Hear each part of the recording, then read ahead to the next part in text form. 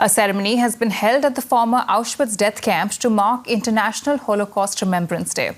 Nazi Germany murdered an estimated 6 million Jews during World War II in a genocidal campaign that also targeted Romani, homosexuals, people with disabilities and political opponents.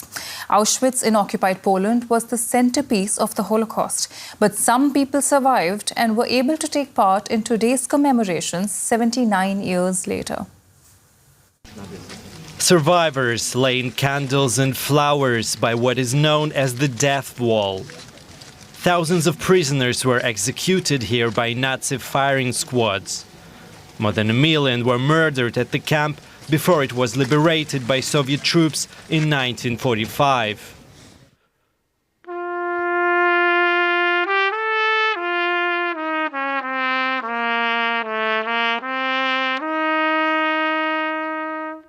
At a ceremony later in the day, some of those who survived the horrors of Auschwitz shared their memories.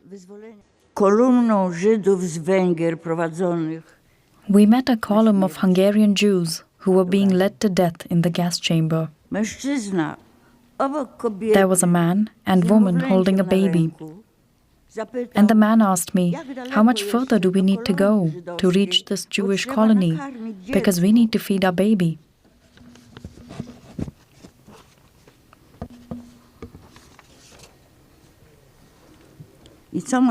What could I say? Her speech, punctured by moments of silence, speaking louder than any words. A speech connecting the unspeakable crimes with events unfolding in the world today. I saw the liberation. I've lived a long life. And I do feel the suffering of the people today, right now.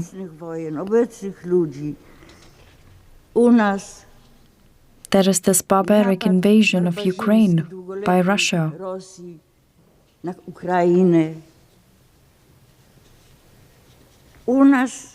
And these barbaric attacks by the terrorists from Hamas. Some 20 people, survivors from several German death camps, took part in the ceremony near the Polish city of Auschwitz.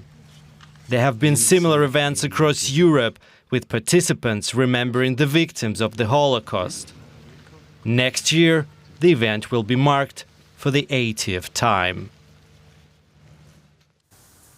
TW's chief political editor, Michaela Kufner, joined me in the studio earlier to share her reaction to the commemoration ceremony held at Auschwitz. Well, this is a reminder that, yes, it may be 79 years ago that Auschwitz was liberated, but for those few who were lucky enough to escape this extermination, it's been a constant nightmare. And the rise in anti-Semitism, also what happened on October 7th, the attack on Israel, that is something that is haunting survivors from a past that they had hoped they had escaped from. Also, we heard from the Israeli ambassador to Poland speaking a bit later than Ms. Birnbaum there, and he said that October 7th, the attack out of Gaza by Hamas on Israel was a reminder for one day what the Holocaust must have been like. Now, many people don't agree with that correlation, but that's the image he used. So it just shows how the past isn't over, not for the Jewish people, but also not for mankind, with atrocities still being possible. These survivors are still here who see the signs of dehumanization of people and who know what it can lead to. That analysis from DW's chief political editor, Michaela Kufner, who spoke to me earlier. Now, commemorations remembering the Holocaust have also been held across Germany. TW's Emily Gordine joined a candlelight procession here in the capital, Berlin. Lighting a candle in memory of the millions of victims of the Holocaust. That's what people came out to do tonight here in Berlin's northern district of Pankow. This day marks 79 years since the liberation of the Nazi death camp, Auschwitz. For people here, it was important to commemorate the victims and to take a stance against anti-Semitism and racism, especially these days when the far right is again gaining ground in Germany.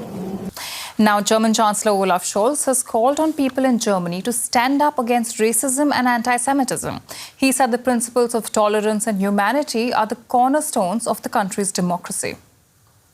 Our democracy has millions of faces. Our never again has millions of voices. January 27th reminds us to keep being seen, to keep being heard, against anti-Semitism, against racism, against hatred, and for our democracy. Never again is every day.